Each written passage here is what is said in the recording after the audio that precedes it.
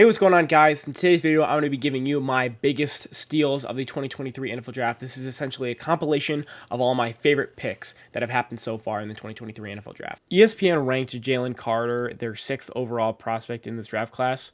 I think they're completely wrong. I think that Jalen Carter is the best prospect in this draft class. When you watch his film, you just see the utter dominance that Jalen Carter has.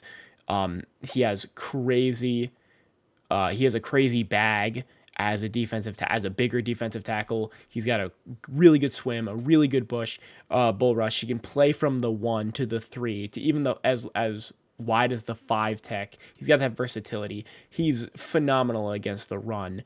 He destroys double teams. He cannot be double teamed. He has a really fast, explosive first step, which is really good. He's got the long arms.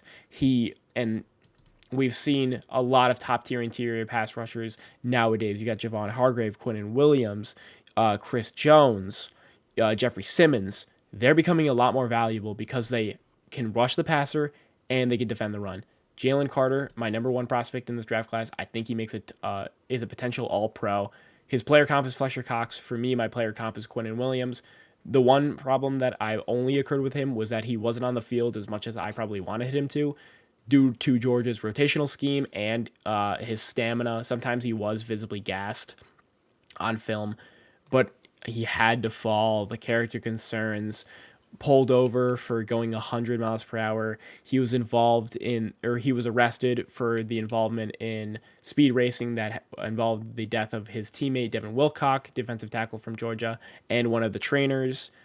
He had to fall due to that reasons. But if he stays out of trouble, he's going to a beautiful situation. I think this is the best situation out of any prospect in this draft class because he's rejoining his teammate Jordan Davis, who had a stellar year last year in 2021 on that national championship team on Georgia, and then last year got drafted to the Eagles at 18th overall. He's joining Nakobe Dean, who was that leader linebacker on Georgia's national championship team back in 2021 as well, and who was on that team, Jalen Carter. So he's reuniting with his defensive tackle, his partner in crime, his Robin to his Batman, and Nakobe Dean.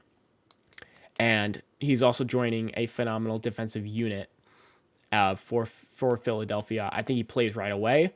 I think he replaces Fletcher Cox, and it's a seamless replacement. And I think he becomes a top 10 defensive tackle right away.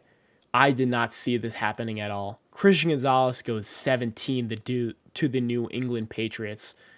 I mean, he was my 4th player in the 2023 NFL Draft class. I really think he has that lockdown ability.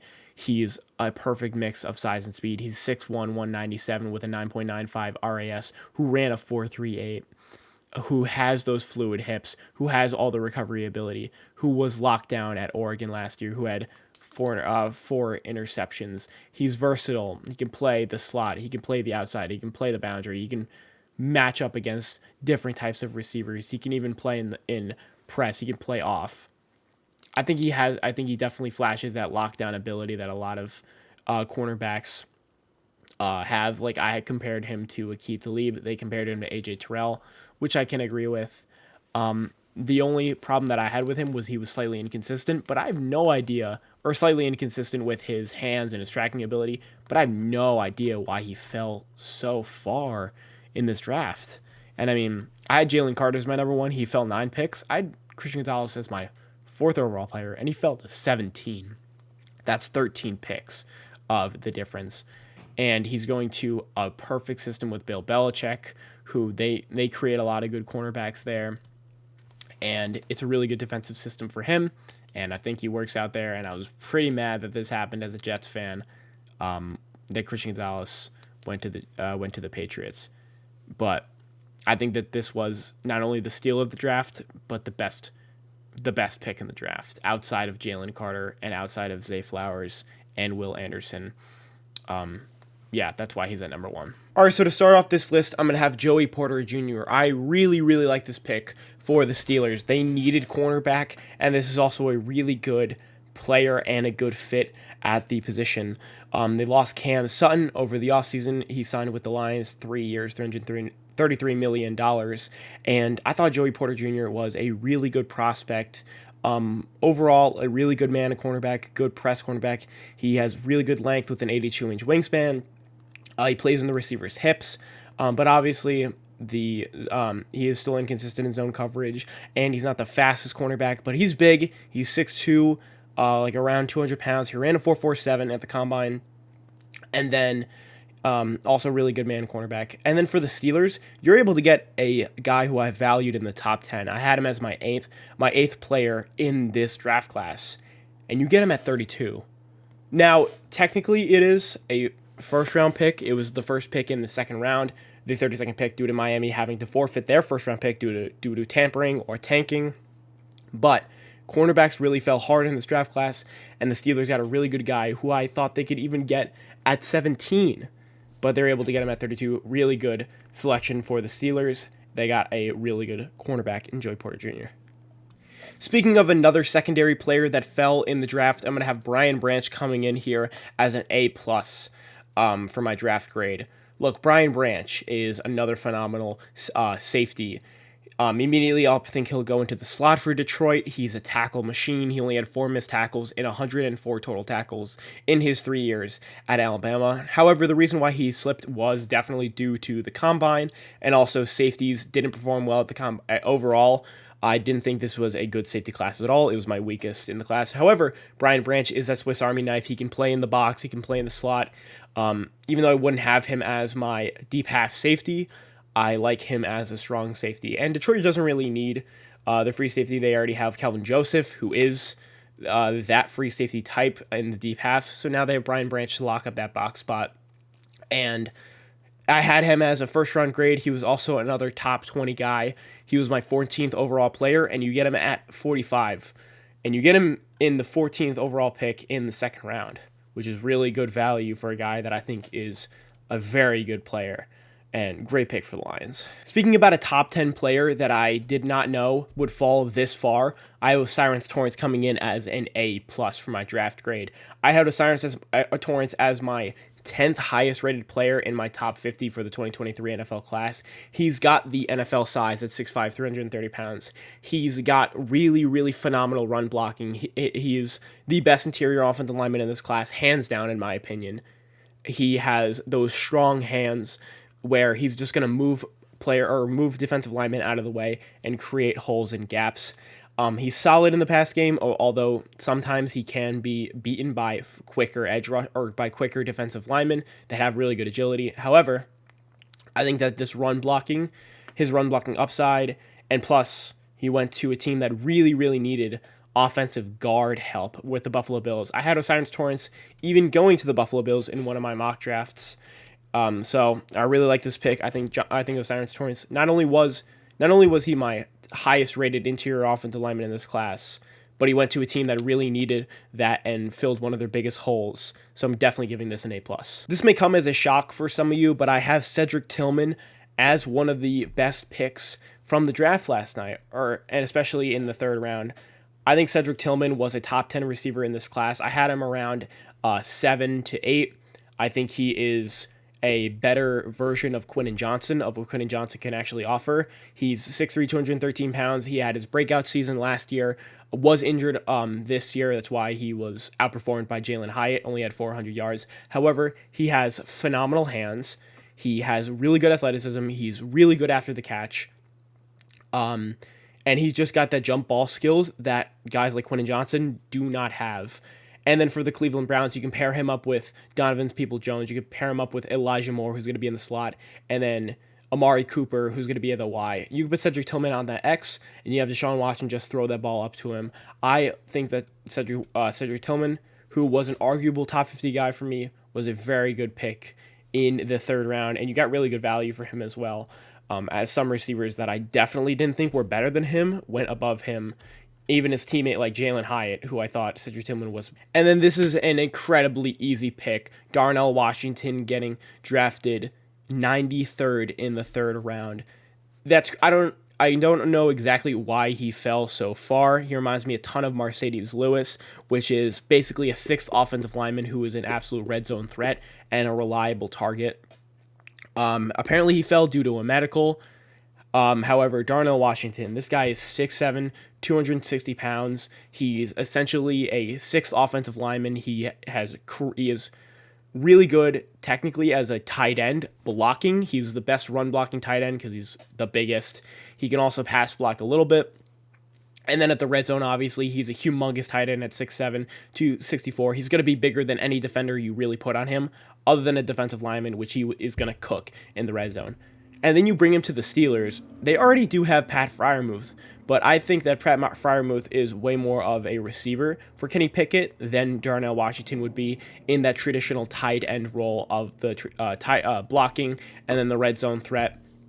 That's a fun tight end tandem with Deontay Johnson and George Pickens. That's probably the best jump ball core in the NFL. And plus, I had Darnell Washington as my 29th or 30th best player in the draft. ESPN had them at 39. You get him at 93. It's an A+. You get him at great value. He's a great player, and he goes to a team that he's going to do great in. All right, the first player I'm going to be highlighting is Kelee Ringo out of Georgia, going to the Philadelphia Eagles, who have just completely crushed this draft. Kelee Ringo, 6'2", 205, ran a 4.35 at the NFL Combine. He's that really good mix of size and speed. I had him within my top 30. I had him graded as a second-round grade. He ended up going in the fourth, which is really good value, as the Eagles just seem to always take Georgia players. Now, for Kelee Ringo, the reason why he fell is because he's a cornerback who just cannot play man coverage very well. We saw that with Marvin Harrison Jr., and he sometimes does get burned on routes just because he doesn't recognize them as well as you want him to. However, this guy is big. He's got those long arms. He's got good ball hawking ability, and that's why I think he'll probably be that C.J. Gardner-Johnson replacement and will move to safety at the NFL level probably, as the Eagles have, of course, lost both their safeties with Marcus Epps and C.J. Gardner-Johnson, and they just drafted basically two safeties this draft with Kelee Ringo and Sidney Brown. So, like this pick a lot, especially the really good value in the fourth round, as ESPN had him in their top 50. I had him also in my top 50. Taking a top 50 guy in the fourth round is always a really good sign. The only player I'm highlighting from round 5 is going to be Israel Abanikanda, going to the New York Jets at round 5, pick 143. I really liked Israel Abanikanda. I had him as my 33rd player in this entire class. He was my running back 3, and he went running back like past 10. He's a guy who has great contact balance. He's a true one-cut back. He has receiving upside. He had 1,400 yards and 20 touchdowns last year. He had a really, really, really good year at Pittsburgh last year. He's also a guy who runs a 4.33. And then also, with Breece Hall being still a question mark for the upcoming year with his ACL, you had a really weak running back room outside of Breece Hall. Of course, with Michael Carter and Ty Johnson.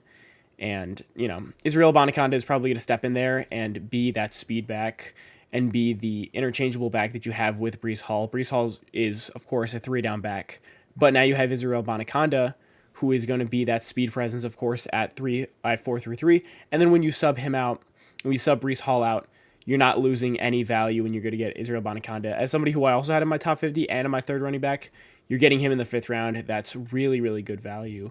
So Israel Abanikanda is going on this list. A.T Perry was a top 100 guy, and in a receiver room that was filled with slot guys and undersized wide receivers, A.T Perry is one of those guys who has speed and size.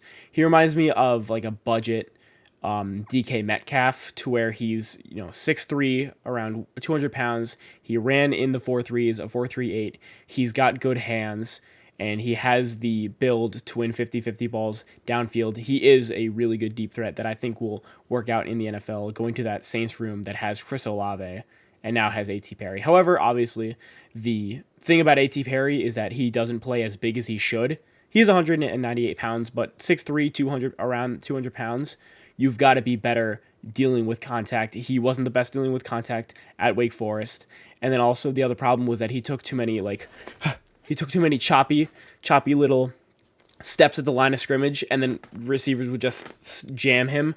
Wasn't the best at getting out of press coverage, obviously Wake Forest, but he has some pretty nuanced route running at his size. He's actually got pretty good hips and ankle movement and ankle flexibility to have good routes at his size, and then also he's a really good deep threat with that speed. And then in the 6th round, he went like wide receiver like 25 or something, and I had A.T Perry within my top 15 wide receivers.